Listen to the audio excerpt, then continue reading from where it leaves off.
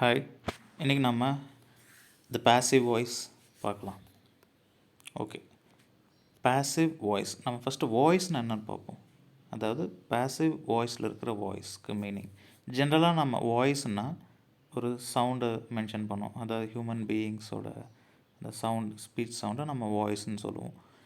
So கிராமட்டிக்கலாக இந்த passive வாய்ஸில் இருக்கிற வாய்ஸ்க்கு எதை மீன் பண்ணுறாங்க அப்படின்றத பார்ப்போம்.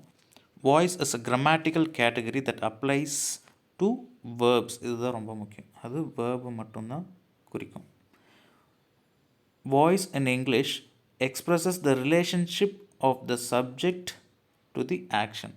அதாவது இந்த வாய்ஸ் எதை எக்ஸ்ப்ரெஸ் பண்ணணும்னா ரிலேஷன்ஷிப்பை எக்ஸ்ப்ரெஸ் பண்ணும். எதோட ரிலேஷன்ஷிப்?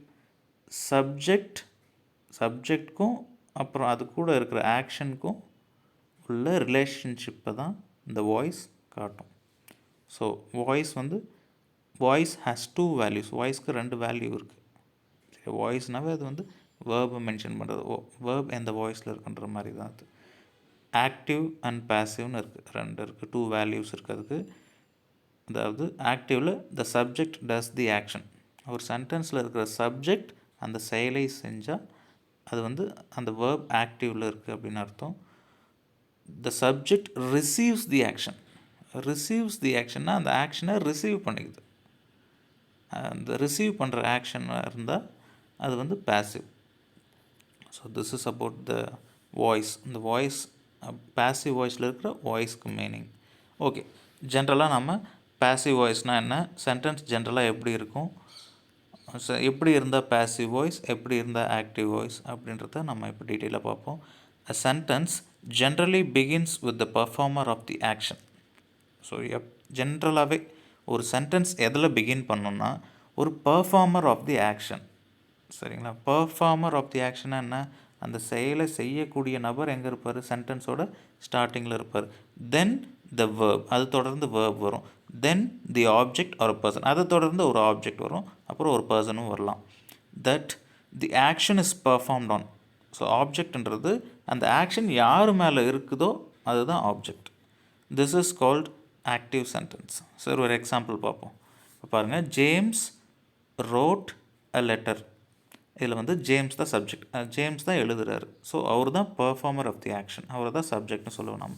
உங்களுக்கு தெரியும் வேர்ப், ஜென்ரலாக verb wrote, that is in past டென்ஸில் இருக்குது. சரி, பாஸ்ட் டென்ஸில் எழுதுறாரு, ஒரு லெட்டர் எழுதுறாரு. ஒரு லெட்டர் எழுதுறாரு. ஸோ இவருடைய ஆக்ஷன் எது மேலே இருக்குது? லெட்டர் மேலே இருக்குது. ஸோ இந்த லெட்டர் தான் இந்த சென்டென்ஸில் ஆப்ஜெக்ட். ஸோ ஜென்ரலாக இப்படி தான் ஒரு சென்டென்ஸ் வரும். இந்த சென்டென்ஸ் எதுக்கான எக்ஸாம்பிள்னா ஆக்டிவ் வாய்ஸ்க்கான எக்ஸாம்பிள். இங்கே பர்ஃபார்மர் ஆஃப் தி ஆக்ஷன் எங்கே இருக்காங்கன்னா ஃபஸ்ட்டில் இருக்காங்க. பர்ஃபார்மர் ஆஃப் தி ஆக்ஷன் ஃபஸ்ட்டில் இருந்து அது சப்ஜெக்டாக இருக்கிறதுனால நம்ம இதை ஆக்டிவ் வாய்ஸ்ன்றோம். இந்த வேர்பும் ஆக்டிவ் வேர்புன்னு சொல்கிறோம். Next, what is passive voice? If we begin with the sentence with the object or person that the action is performed on, we formulate a passive voice. இப்போ நம்ம என்ன பண்ணுறோம்னா, நம்ம ஆப்ஜெக்டை வச்சு ஒரு சென்டென்ஸை பிகின் பண்ணோம்னா அது என்ன ஆகும்னா அந்த சென்டென்ஸ் பேசிவ் வாய்ஸில் வரும்னு சொல்கிறாங்க. சரிங்களா? நம்ம பேசிவ் வாய்ஸில் மாற்றலாம். இப்போ நம்ம ஆப்ஜெக்ட்னா லாஸ்ட் சென்டென்ஸில் ஜேம்ஸ் ரோட் த புக்னு பார்த்தோமா, அந்த ஜேம்ஸ் நம்ம என்ன பண்ணுறோம், லாஸ்ட்டில் கொண்டு வரோம். அந்த ஆப்ஜெக்டை நம்ம என்ன பண்ணுறோம், ஃபஸ்ட்டில் கொண்டு வரோம். ஆப்ஜெக்டை நம்ம ஃபஸ்ட்டில் சப்ஜெக்டை யூஸ் பண்ணி எழுதுகிறோம். அப்படி எழுதும்போது இந்த சென்டென்ஸ் பேசிவாக மாறும். இந்த வேர்பும் வாஸ் ரிட்டன்னு மாறும். அது பேசிவ் வேர்ப். சரிங்களா? சப்ஜெக்ட் பின்னாடி போகுது, அப்புறம் ஆப்ஜெக்ட் முன்னாடி வருது, வேர்பில் ஒரு சின்ன சேஞ்ச் வருது. ஸோ இதுதான் இப்படி தான் நம்ம பேசிவ் வாய்ஸை மாற்றுவோம். நெக்ஸ்ட்டு, இதில் வேர்பில் என்னென்ன சேஞ்சஸ் வருது அப்படின்றது பாருங்கள். ஜேம்ஸ் ரோட் அ லெட்டர், இந்த வேர்ப் பாருங்கள். இந்த verb road is an active voice, already சொன்ன மாதிரி. இதில் பேசிவ் வாய்ஸில் பாருங்கள், ஆப்ஜெக்ட் இருக்கும், வேர்ப் இருக்கும், சப்ஜெக்ட் இருக்கும், அப்படியே மாறி வந்திருக்கும். The book was written by James, இங்கே வாஸ் ரிட்டன்றது இந்த வேர்ப் பேசிவ் வாய்ஸில் இருக்குது. நெக்ஸ்ட், நம்ம முக்கியமான விஷயம் நோட் பண்ணிக்கணும். எல்லா சென்டென்ஸையும் நாம் என்ன பண்ண முடியும்னா பேசிவ் வாய்ஸில் மாற்றிடலாம்னு நினைக்கக்கூடாது. இப்போ பார்த்தீங்கன்னா, not all verbs in English take an object. எல்லா வேர்பும் என்ன பண்ணாதுன்னா ஆப்ஜெக்ட் வச்சுருக்காது. There are some sentence complete without an object. அதாவது ஆப்ஜெக்ட் இல்லாமே கம்ப்ளீட்டாக இருக்கக்கூடிய சென்டென்சஸ் இருக்குது. பார்த்தீங்கன்னா some sentences are complete without an object. For example, John slept well. So இப்போ வெல்ன்றது என்னது? It is not an object. அது ஒரு adverb. ஸோ ஆப்ஜெக்ட் இல்லைன்னா நம்ம என்ன பண்ண முடியாது? ஆப்ஜெக்டை ஃப்ரண்ட்டில் கொண்டு போய் அதை பேசிவில் மாற்ற முடியாது. So John lives in Chennai. சரிங்களா? சென்னை வந்து ஒரு அட்ஜெக்ட். ஸோ அது ஆப்ஜெக்ட் இல்லை. ஆப்ஜெக்டை தான் நம்ம என்ன பண்ண முடியும்? ஃபஸ்ட்டில் எடுத்துகிட்டு போய் எது வேணாலும் லாஸ்ட்டில் இருக்கிறது ஃபஸ்ட்டில் எடுத்துகிட்டு போகணுன்னு நினைக்கக்கூடாது. ஒரு சென்டென்ஸோட ஆப்ஜெக்டை நம்ம ஃபஸ்ட்டில் எடுத்துகிட்டு போயிட்டு சப்ஜெக்டை பின்னாடி எடுத்துகிட்டு போனால் தான் ஒரு சென்டென்ஸ் வந்து பேசிவாக இருக்க முடியும். இந்த வேர்ப்பும் பேசிவாக மாறும். This type of sentence cannot be changed into passive voice. இந்த மாதிரி சென்டென்ஸை நம்ம பேசிவாக மாற்ற முடியாது. அதை நம்ம தெரிஞ்சுக்கணும். நெக்ஸ்ட், நம்ம எப்பப்பெல்லாம் பேசிவ் வாய்ஸை யூஸ் பண்ணணும், அது ரொம்ப முக்கியம் இல்லையா? நம்ம மாற்றுறத மட்டும் தெரிஞ்சிக்கக்கூடாது, இது மார்க் பேஸ்ட் பண்ணியும் படிக்கக்கூடாது. ஸோ அதை நம்ம எந்தெந்த இடத்துல யூஸ் பண்ணலாம் ப்ராக்டிக்கலாக அப்படின்றத நம்ம தெரிஞ்சு வச்சுக்கிட்டோம். ஸோ ஃபஸ்ட் பாயிண்ட் வந்து, we do not know who the subject is or it is not important who the subject is. இப்போ பார்த்தீங்கன்னா நம்மளுக்கு சப்ஜெக்ட் யாருன்னே தெரியல. ஒரு சென்டென்ஸில் நம்ம சப்ஜெக்ட் யாருன்னு தெரியல, ஆனால் அந்த சென்டென்ஸை நம்ம சொல்லணும். ஸோ அந்த மாதிரி டைப்பில் வந்து நம்ம என்ன பண்ணலாம்னா பேசிவ் வாய்ஸ் யூஸ் பண்ணலாம். இட் இஸ் நாட் இம்பார்ட்டண்ட், அதாவது யார் செஞ்சதுன்றது முக்கியம் இல்லை அப்படின்னு ஒரு நம்ம சென்டென்ஸ் வரும்போது அங்கே நம்ம பேசிவ் வாய்ஸ் யூஸ் பண்ணலாம். இப்போ பாருங்கள் example, somebody cleaned the room. So இப்போ சம்படி கிளீன் த ரூமில் பேசிவ் வாய்ஸ் பாருங்கள். சம்படின்னா யாரோ ஒருத்தர் ரூமை க்ளீன் பண்ணாங்க, அது ரொம்ப முக்கியம் இல்லை, இல்லைனா உங்களுக்கு யாருன்னு தெரியல அப்படின்னும்போது த ரூம் வாஸ் கிளீன்ட் அப்படின்ற பேசிவ் வாய்ஸை நீங்கள் யூஸ் பண்ணலாம். சரி, இது ஆக்டிவ் வாய்ஸ். இப்போ உங்களுக்கு யாருன்னு தெரியல, ஸோ அந்த டைமில் நம்ம தேவையில்லாமல் அந்த சம்படி இதுக்கு ஆட் பண்ணணும்னு நினச்சிட்டு த ரூம் வாஸ் க்ளீன் அப்படின்னு நீங்கள் சொல்லிடலாம். நீங்கள் ரூம் வாஸ் க்ளீன்டுன்னு சொல்கிறீங்கன்னா நீங்கள் என்ன உணர்த்த விரும்புகிறீங்கன்னா அங்கே உங்களுக்கு சப்ஜெக்ட் யாருன்னு தெரியலன்னு அர்த்தம். இன்னொன்று என்னன்னு சொன்னால் சப்ஜெக்ட் முக்கியம் இல்லைன்னு அர்த்தம். ஸோ இதை படிக்கிறவங்க இதை கேட்குறவங்க என்ன புரிஞ்சுப்பாங்கன்னா சப்ஜெக்ட் முக்கியம் இல்லை உங்களுக்கு யாருன்னு தெரியலன்றது ஈஸியாக கன்வே பண்ணிடலாம். ஸோ இந்த விஷயத்தை கன்வே பண்ணுறதுக்கு சொல்கிறதுக்கு உங்களுக்கு பேசிவ் வாய்ஸ் யூஸ்ஃபுல்லாக இருக்கும்.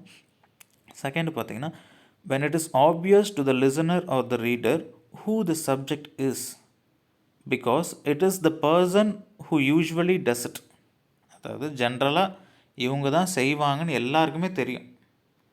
ஸோ அந்த மாதிரி சமயங்களில் நீங்கள் என்னத்துக்கு பேரை சொல்லிகிட்டு இருக்க தேவையில்லைன்னு நினைக்கும் போது நீங்கள் அந்த பேசிவ் வாய்ஸை யூஸ் பண்ணலாம். The cleaner clean the room. Cleaner தான் கண்டிப்பாக ரூமை க்ளீன் பண்ணுவாங்க. ஸோ நீங்கள் ஒவ்வொரு முறையும் கிளீனர் தான் ரூம் க்ளீன் பண்ணாங்கன்னு சொல்ல தேவையில்லை. ஒரு எளிமையாக ஈஸியாக சொல்லிடலாம். அந்த ரூம் வாஸ் க்ளீன். எல்லாருக்குமே தெரியும் கிளீனர் தான் க்ளீன் பண்ணுவாங்கன்னு சொல்லிட்டு அதையே நம்ம சொல்லிகிட்ருக்கணும் அப்படின்றத மென்ஷன் பண்ணி நீங்கள் பேசிவ் வாய்ஸில் ஈஸியாக சொல்லிட்டு போகலாம். அந்த மாதிரியான இந்த மாதிரியான சுச்சுவேஷன்ஸில் நீங்கள் வந்து பேசிவ் வாய்ஸை யூஸ் பண்ணலாம். Next, how to formulate the passive voice. So எப்படி நம்ம ஆக்டிவ்லேருந்து பேசிவாக மாற்றுறது, அதுக்கு நீங்கள் த்ரீ ஸ்டெப்ஸை நீங்கள் என்ன பண்ணணும்னா ஃபாலோ பண்ணணும். Put the object of the verb at the beginning of your sentence. First நாம் என்ன பண்ணணும், ஆப்ஜெக்ட் எடுத்து பிகினிங் ஆஃப் த சென்டென்ஸில் போடணும். ஸோ நம்ம ஒரு ஆக்டிவ் வாய்ஸை பேசிவ் வாய்ஸை எப்படி மாற்றுறதுன்னு சொல்கிறேன். ஒரு ஆப்ஜெக்டை பிகினிங் ஆஃப் த சென்டென்ஸில் எடுத்து போடணும். Conjugate the verb to be in the same tense. இது ரொம்ப ரொம்ப முக்கியம். இதில் நம்ம டென்ஸை மாற்றவே கூடாது. டைரக்ட் ஸ்பீச் இன்டைரக்ட் ஸ்பீச்சில் நம்ம டென்ஸ்லாம் மாற்றுவோம். ஸோ அந்த மாதிரி சேஞ்சஸ் இங்கே டென்ஸில் மாற்றவே கூடாது. சரிங்களா? அந்த சேம் டென்ஸ் தான் இருக்கணும். ஆக்டிவில் என்ன டென்ஸ் இருந்ததோ பேசிவ்லி அந்த டென்ஸ் தான் இருக்கணும். Put the main verb in the past participle form. So அந்த மெயின் வேர்ப் எந்த ஃபார்மில் மாற்றணும், பாஸ்ட் பார்ட்டிசிபிளில் கம்பல்சரி மாற்றணும். சரிங்களா? இப்போ பாருங்கள், ஒரு 4 எக்ஸாம்பிள் பார்க்கலாம். The postman delivers the letter. So லெட்டர்ன்ற ஆப்ஜெக்ட் நம்ம எங்கே போடுறோம், ஃபஸ்ட்டில் போடுறோம். லெட்டர் டெலிவர்ஸ்ன்றது என்ன டென்ஸில் இருக்குது, ப்ரெசன்ட் டென்ஸில் இருக்குது. So we are using is plus past participle. டெலிவர்ஸோட பாஸ்ட் பார்ட்டிசிபிள் டெலிவர்டு. சரிங்களா?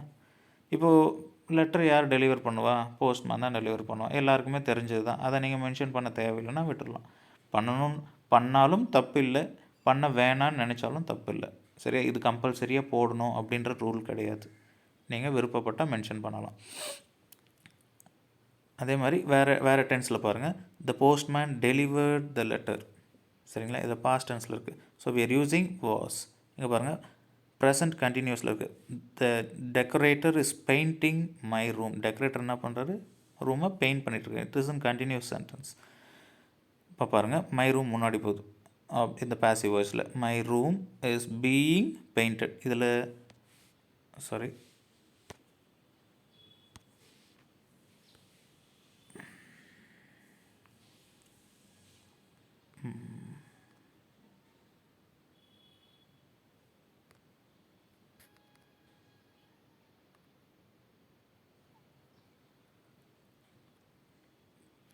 ஓகே.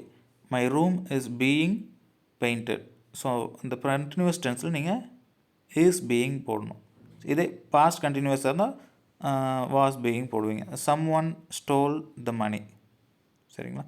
சம் ஒன் ஸ்டோல் த மணின்னு யாரோ ஒரு திருட்டார். சரி, மணி வந்து ஆப்ஜெக்ட் முன்னாடி போகுது. மணி வாஸ், ஸ்டோல்ன்றது past tense. So we are using was.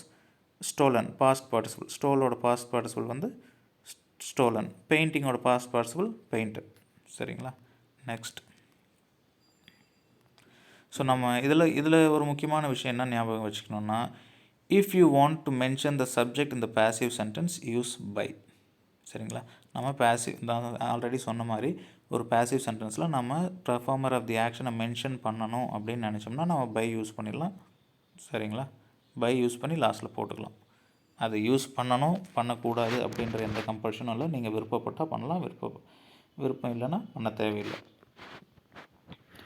So if the active sentence begins with nobody or no one or nobody, the passive sentence will be negative.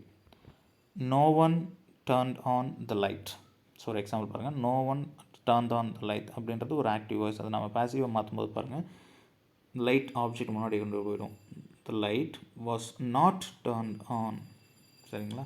So யாருமே turn on பண்ணலான்றதை நம்ம mention பண்ணுறதுக்காக சென்டென்ஸை நம்ம நெகட்டிவில் மாற்றுறோம். சரிங்களா. ஸோ நோ ஒன் நோபடி வரும்போது பேசிவ் சென்டென்ஸ் ஒரு ட்ரான்ஸ்ஃபார்மேஷனில் நீங்கள் கேர்ஃபுல்லாக இருக்கணும். If there is a preposition between the verb and the object. சரிங்களா. வேர்புக்கும் ஆப்ஜெக்ட்டுக்கும் நடுவில் ஒரு ப்ரிப்போசிஷன் இருந்தால் எப்படி பேசிவில் மாற்றலான்னு பாருங்கள். அது the preposition will remain after the verb. Preposition எங்கே இருக்கணும், வேர்புக்கு பக்கத்துலேயே தான் இருக்கும் அது. சரிங்களா. They talked about the issue பற்றி அவங்க பேசுகிறாங்க. இஷ்யூ முன்னாடி போகுது. சரிங்களா. இஷ்யூ டாக்டுன்றது பாஸ்ட் டென்ஸ்ன்றதுனால தேர் யூஸிங் வாஸு. டாக்டோட பாஸ்ட் பார்ட்டிசிபிள் டாக்டு. சரிங்களா. வேர்புக்கு பக்கத்தில் எங்கே ப்ரிப்போஷன் அபவுட் வந்துருச்சு. சரிங்களா. ஒரு ப்ரிப்போஷன் நடுவில் வரும்போது it will remain after the verb. இதையும் நீங்கள் ஞாபகம் வச்சுக்கணும் while transforming the active sentence to passive. Next பாருங்கள், அந்த the passive voice of different tense. எல்லா டிஃப்ரெண்ட் டென்ஸுக்கு நம்ம ஒரு குயிக் கிளான்ஸ் பார்த்துடலாம். சரிங்களா. அந்த இப்போது நீங்கள் வந்து present perfect continuous future perfect கண்டினியூஸ்க்கு நம்ம பாசிவ் சென்டென்ஸை ஜென்ரலாக யூஸ் பண்ணுறது இல்லை. சரிங்களா. பாருங்கள் ப்ரெசன்ட் டென்ஸில் பாருங்கள் ஐ டூ இட். ஸோ அதை பாசிவ் எப்படி மாற்றலாம், இட் இஸ் டன். அப்புறம் பாஸ்ட் சிம்பிள் பாஸ்ட் பாருங்கள், I did it, it was done. I will do it, it will be done. இப்போ பாருங்கள் இங்கே என்னென்ன மாறுதுன்னா வேர்ப் எப்படி மாறுது. ப்ரெசன்ட் டென்ஸ்க்கு இஸ் ஆட் பண்ணுறாங்க ஜென்ரலாக, பாஸ்ட் டென்ஸ்க்கு வாஸ், ஃப்யூச்சர் டென்ஸ்க்கு வில் இருந்தால் வில் பி ஆட் பண்ணுறாங்க வேர்பில். ஸோ மற்றதெல்லாம் சேம். இட் வந்து ஆப்ஜெக்ட் முன்னாடி வந்துடுது. இல்லை பை மீன்றதையும் நம்ம தேவைன்னா ஆட் பண்ணிக்கலாம் லாஸ்ட்டில். அப்புறம் பாருங்கள் present continuous is being. Continuous tense வந்தால் ஜென்ரலாக பீயிங் வந்துடுது பாருங்கள். பீயிங் இஸ் பீயிங் வருது. வாஸ்லாம் ஃப்யூச்சரில் இருந்த மாதிரி. இப்போ பாருங்கள் ஃப்யூச்சர் கண்டினியூஸ் பாருங்கள், it is going to be done. இங்கே ஏன் ஃப்யூச்சரில் இஸ் இருக்குன்னு நினைக்காதீங்க. இது வந்து it is going to be டன்னுன்னா என்ன மீனிங் வரும்னா அது வந்து நடக்க போகுது அப்படின்றது அர்த்தம். சரிங்களா. இஸ் இருக்குது, அது ப்ரெசன்ட் டென்ஸு, அது ஃப்யூச்சர் டென்ஸில் எப்படி வரும்னு நினைக்கக்கூடாது. இந்த ஃப்ரேஸோட மீனிங் ஃப்யூச்சர் டென்ஸ் தான். சரியா. ஜென்ரலாக இந்த it is going to be டன்னா ஃப்யூச்சரில் நடக்க போகிறதுன்னு அர்த்தம். அடுத்து பர்ஃபெக்ட் டென்ஸ் பாருங்கள், அங்கே I have done it. I have done இட்னா பாருங்கள் ஹாவ் டன் எப்படி மாறி இருக்குது, has been done. Had done எப்படி மாறி இருக்குது, had been done. Will have done it எப்படி மாறி இருக்குது, will have been done. So மற்றதெல்லாம் காமன் தான். ஸோ நீங்கள் இந்த கன்வர்ஷன்ஸில் present tense, past tense, future எப்படி மாறி இருக்கு, சரிங்களா, அது டிஃப்ரெண்ட் டென்ஸில் எப்படி இருக்குது அப்படின்றத நம்ம இதை ரிப்பீட்டடாக நம்ம என்ன பண்ணணும்னா ரிவைஸ் பண்ணி நீங்கள் ஞாபகம் வச்சுட்டா வில் நாட் மேக் மிஸ்டேக்ஸ். அப்புறம் இந்த passive voice in interrogative sentence, question type of சென்டென்ஸை நம்ம எப்படி பாசிவாக மாற்றுறது அப்படின்றத பார்ப்போம். Why does your brother sings such a sad song? So இது ஒரு கொஷின், சரிங்களா, கொஷின் கேட்குறேன், அதை நம்ம பாசிவாக மாற்றணும். இப்போ பாருங்கள், சச் அ சேட் சாங்ன்றது தான் என்னது, ஆப்ஜெக்டை நம்ம என்ன பண்ணுவோம், ஃப்ரண்ட்டில் எடுத்துகிட்டு போவோம். இப்போ கொஷின் டைப்பாக இருக்குது, கொஷின் டைப்பாக இருந்தால் ஸ்டார்டிங்கில் இருக்க மாட்டோம், அந்த கொஷின் வேர்டு வந்து ஃப்ரண்ட்லேயே தான் இருக்கும், சரிங்களா. அப்புறம் இந்த ஆப்ஜெக்ட் சிங்குலராக இருக்கா ப்ளூரலாக இருக்கான்னு ஃபஸ்ட் பார்ப்போம். அந்த சேம் ஒய்ன்ற கொஷின் அப்படியே இருக்குது. இது வந்து ப்ளூரல், சாங்ஸ்ன்றது plural, such a sad songs. So we are using are, ப்ளூரலாக இருக்குனால ஆர் யூஸ் பண்ணுறோம். Why are such sad songs sung, இது பாஸ்ட் பார்ட்டிசிபிள், கண்டிப்பாக பாஸ்ட் பார்ட்டிசிபிள் வந்துடும். அப்புறம் இங்கே சப்ஜெக்ட் என்ன, யுவர் பிரதர் என்ன பை யுவர் பிரதர் பின்னாடி வந்துடும். ஸோ ஒரு கொஷின் டைப்பில் இருந்தால் அது கொஷின் டைப்லேயே தான் இருக்கணும். அதை நம்ம என்ன பண்ணணும், ஆப்ஜெக்டை தூக்கி ஃப்ரண்ட்டில் போடணும், சப்ஜெக்டை லாஸ்ட்டில் போடணும். அப்புறம் அந்த கொஷின் வேர்டும் அதுக்கு இருக்கிற அந்த ஹெல்பிங் வேர்பும் கரெக்டான ஃபார்மேட்டில் இருக்கணும். சரி, செகண்ட் சென்டென்ஸ் பாருங்கள். Who is doing the dishes, இந்த டிஷ்ஷஸை யார் செய்கிறாங்க. இப்போ டிஷ்ஷஸ் எங்கே வரும், முன்னாடி வரும், சரிங்களா. ஆனால் கொஷின் பாருங்கள், ஹூன்றது பை ஹூம், சரிங்களா, பை ஹூம்னு மாறும், சரிங்களா. யாரால் இந்த டிஷ்ஷஸ், அதாவது செஞ்சிட்ருக்காங்க, யார் செஞ்சிட்ருக்காங்க அப்படின்றது தான். By whom the dishes are being done, அந்த கொஷின் டைப்லேயே அந்த மீனிங் வர்ற மாதிரி நாம் அதை மாற்றிக்கணும். சரி, why have you called me here, நீ ஏன் எங்கே என்னை கூப்பிட்டா அப்படின்ற மாதிரி. இதில் மீன்றது என்னது, கால்டு மீன்றது தான் ஆப்ஜெக்ட், இதில் சப்ஜெக்ட் எது, யூ, சரிங்களா. Y have you called me, நீ ஏன் என்னை கூப்பிட்ட, சப்ஜெக்ட். ஸோ அந்த யூ நம்ம எங்கே போடுவோம், லாஸ்ட்டில் எடுத்துகிட்டு போயிடுவோம். அப்புறம் மீ வந்து எங்கே எடுத்துகிட்டு வருவோம், ஃப்ரண்ட்டில் எடுத்துகிட்டு வரும். Y have I been called year, சரிங்களா. நான் என்ன ஏன் கூப்பிட்டேன் அப்படின்ற மாதிரி அதை யூன்றதை மென்ஷன் பண்ண தெரியல, டைரெக்டாக அவர்கிட்டே பேசுகிற மாதிரி இருக்குது, சரிங்களா. நீ ஏன் என்ன கூப்பிட்ட அப்படின்றத உங்ககிட்ட கேட்கும்போது அந்த நீன்றதை மென்ஷன் பண்ண தேவையில்லைன்றதுனால அங்கே என்ன பண்ணலைன்னா டூயர் ஆஃப் தி ஆக்ஷனை இங்கே மென்ஷன் பண்ணலை, சரிங்களா. So this is the question. அந்த இன்னொரு முறை ரிப்பீட் பண்ணுறேன் பாருங்கள். ஆப்ஜெக்டை ஃப்ரண்ட்டில் எடுத்துகிட்டு போகணுன்றது ஓகே, சப்ஜெக்டை லாஸ்ட்டில் எடுத்துகிட்டு போகணும். ஆனால் அந்த கொஷின் டைப் வந்து கொஷின் டைப்பாகவே இருக்கணும், சரிங்களா. டென்ஸும் மாறக்கூடாது, அந்த ஆப்ஜெக்ட் வந்து சிங்குலராக ப்ளூரலாக இருக்குன்றதை நோட் பண்ணிக்கணும். நெக்ஸ்ட் இதை பாருங்கள். While formulating the interrogative sentence to passive keep it as a question, அது கொஷினாகவே வச்சுக்கணும். The passive voice of other structures. In structures containing infinitive பாருங்கள், டூ ஃபார்ம், அப்புறம் டூ போட்டு வர்ற அந்த மாதிரியான ஃப்ரேசஸ்லாம் பாருங்கள், அதை எப்படி மாற்றலாம். ஸோ பி கோயிங் டு, அந்த மாதிரி I am going to do it. So அப்படின்னு இருக்கும்போது என்ன பண்ணணும், இட் ஃப்ரண்ட்டில் வந்துடும், என்ன பண்ணணும், ஐ பின்னாடி போயிடும். It is going to be done by மீன்னு போடலாம், இல்லை போடாமையும் விட்டுடலாம், சரிங்களா. It is going to be டன்னு அர்த்தம், அதை நான் செய்ய போகிறேன்னு அர்த்தம், சரிங்களா. Have to, I have to do இட்னா it has to be, have வந்து ஹேஸ் அமௌ, it has to be done. Used to, I used to do it, அந்த இட் ஃப்ரண்ட்டில் போயிடும், it used to be done, okay. அப்புறம் modals பாருங்கள். ஐ can do இட்னா it can be done. I avoid seeing him, சரிங்களா. Him ஃப்ரண்ட்டில் வரும்போது அதாவது சப்ஜெக்டிவ் ப்ரொனவுன், ஆப்ஜெக்டிவ் ப்ரொனவுன் சொல்லுவாங்க, அதை நீங்கள் எல்லாமே ஞாபகம் வச்சுக்கணும் கரெக்டாக. ஹிம்ன்றது ஆப்ஜெக்டிவ் ப்ரொனவுனு, அது ஃப்ரண்ட்டில் வரும்போது இட் பிகம்ஸ் ஹீயாக மாறும் அது.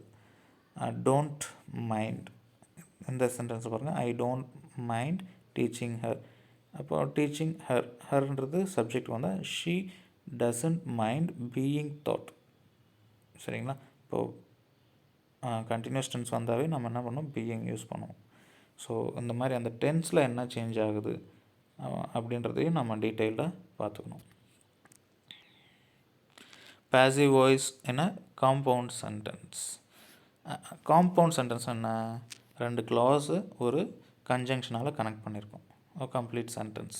சரிங்களா? ஓகே, ஆக்டிவ் வாய்ஸ் பாருங்கள். Dilip taught English and he encouraged all students. சரிங்களா? பேசிவ் வாய்ஸில் எப்படி இப்போது நம்ம என்ன பண்ணணும்னா, இப்போ நீங்கள் அந்த 2 கிளாஸ் இருக்கு இல்லையா, கனெக்டர் அண்டால் கனெக்ட் பண்ணி கன்ஜங்ஷன் அண்டால் கனெக்ட் பண்ணியிருப்பாங்க. இப்போ நீங்கள் என்ன பண்ணணும், ரெண்டுத்தையும் மிக்ஸ் பண்ணக்கூடாது. ஸோ ரெண்டுத்தையும் ஒரு தனித்தனி சென்டென்ஸாக நம்ம ட்ரீட் பண்ணி பேசிவாக மாற்றி கனெக்ட் பண்ணிடணும். அவ்வளோதான், ஒரு பெரிய விஷயம் இல்லை இது. இப்போ பாருங்கள், இங்கிலீஷ் இந்த ஒரு கிளாஸை தனியாக எடுத்துக்கணும், இது தனியாக எடுத்துக்கணும். அப்படின்னா நீங்கள் ரெண்டுத்தையும் ஜென்ரலாக கனெக்ட் பண்ணிடணும். பாருங்கள், திலீப் தாட் இங்கிலீஷ், இதை மட்டும் பேசிவில் மாற்றுங்க. இங்கிலீஷ் வாஸ், தாட் வந்து past tense, was past participle taught, Dilip வந்து பை திலீப் மாறும். ஸோ இது மாற்றிட்டிங்களா? ஸோ அந்த ஆட் பண்ணிக்கோங்க. என்கரேஜ் ஆல் ஸ்டூடெண்ட்ஸ் முன்னாடி வந்துடுமா, ஆல் ஸ்டூடெண்ட்ஸ். இப்போ பாருங்கள், ஆல் ஸ்டூடெண்ட்ஸ்ன்றது ப்ளூரலாக இருக்கிறதுனால we are using வேரை வச்சுட்டு என்கரேஜ்ட் பை ஹிம். ஹீ வந்து ஆப்ஜெக்டிவ் வரும்போது பை ஹிம்மாக மாறிடுது. சரிங்களா? அடுத்தது பாருங்கள், ஆக்டிவ். இன்னொரு example, Salim wrote a letter and posted it. இப்போ பாருங்கள், a letter was written by Salim, அது ஒரு சென்டென்ஸாக பிரிச்சாச்சு, அண்ட் போட்டு ஜாயின் பண்ணியாச்சு. இட் வாஸ் போஸ்டட், அவ்வளோதான். It was posted. Next, person in object preposition. ஒரு பர்சன் வந்து ஆப்ஜெக்டில் வரும்போது நம்ம எப்படி அதை பேசிவில் மாற்றணும்னு பாருங்கள். we can also formulate passive sentence with a person in the object position. சரிங்களா? somebody pushed me, இங்கே ஆப்ஜெக்டில் ஒரு பர்சன் தான் இருக்காங்க. சரிங்களா? somebody pushed me அப்படின்ற ஒரு சென்டென்ஸ் வருது, அதை நம்ம எப்படி பேசிவ் மாற்றணும். I was pushed. சரிங்களா? அங்கே யாருன்னு தெரியலன்றதுனால மென்ஷன் பண்ண தேவையில்லை. I was pushed. me வந்து சப்ஜெக்டிவ் ப்ரொனவுனாக போகும்போது ஐயா மாறும். They have invited us. சரிங்களா? அதை நம்ம என்ன பண்ண, தே பின்னாடி போவோம், அஸ் முன்னாடி போவோம். அஸ் முன்னாடி வந்தால் we have been invited by தெம்னு மாற்றலாம், இல்லை தே அந்த தெம் போடாமையே விட்டுடலாம். Somebody was interviewing Jane. சரிங்களா? சம்படி வாஸ் ஜேன் முன்னாடி வந்துடும், அதுதான் object. Jane was being interviewed. ஓகேங்களா? Next, some sentences have both object and a person in the object position. You can choose either one to formulate the passive sentence. இப்போ நம்ம என்ன பார்த்தோம், object ஒன்று இருக்குன்னு பார்த்தோம், வேர்பை தொடர்ந்து, இல்லை பர்சன் இருக்குன்னு பார்த்தோம். ரெண்டுமே இருந்தால் என்ன பண்ணலாம் அப்படின்னா, ஏதாவது ஒன்று எடுத்துக்கலாம். சரிங்களா? அதை 2 டைப்பாக எழுதலாம். இப்போ பாருங்கள், someone handed me a note. இது இப்போ வந்து ஆப்ஜெக்டில் மீயும் இருக்குது, நோட்டும் இருக்குது. சரிங்களா? இப்போ 2 ஆப்ஜெக்ட் பொசிஷனில் 2 இருக்குது. இப்போ நீங்கள் மீயும் ஃபஸ்ட்டு கொண்டு போகலாம், நோட்டையும் கொண்டு போகலாம். இப்போ பாருங்கள், மீ ஃபஸ்ட் கொண்டு போனால் I was handed and note, நாங்கள் நோட் பின்னாடியே வச்சுக்கிறோம். இப்போ பாருங்கள், இன்னொரு டைப்பாக மாற்றி எப்படின்னா, நோட்டு முன்னாடி கொண்டு போனோன்னா a note was handed to me. சரிங்களா? ஏதாவது ஒன்று கொண்டு போனால் போதும், ரெண்டுத்தையும் முன்னாடி கொண்டு போகணுன்னு தேவையில்லை. சரிங்களா? ஐ நோட்னு முன்னாடி போனால் அது ஒரு மீனிங்ஃபுல்லான சென்டென்ஸ் இருக்காது. They have sent us a copy. இங்கேயும் பாருங்கள், அஸ்ன்றது ஒரு ஆப்ஜெக்ட் இருக்குது, இன்னொரு காப்பின்றது இன்னொரு ஆப்ஜெக்ட் இருக்குது. இப்போ பாருங்கள், இப்போது அஸ்ன்றதை முன்னாடி கொண்டு போனோம்னா we have sent us a copy. Sorry, we have been sent a copy. இங்கே அஸ் வருது, sorry. We have been sent a copy. அடுத்து பாருங்கள், a copy has been sent to us.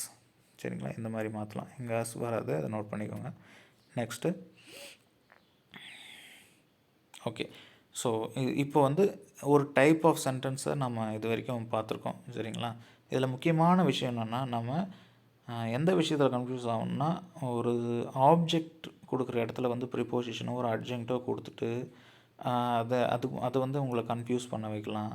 சரிங்களா? இல்லை ஒரு அட்வர்பு ஏதோ ஒன்று கொடுத்து கன்ஃபியூஸ் பண்ண வைக்கலாம். நீங்கள் அது வந்து சப்ஜெக்டாக மாற்றி நீங்கள் கன்ஃபியூஸ் ஆகிடக்கூடாது.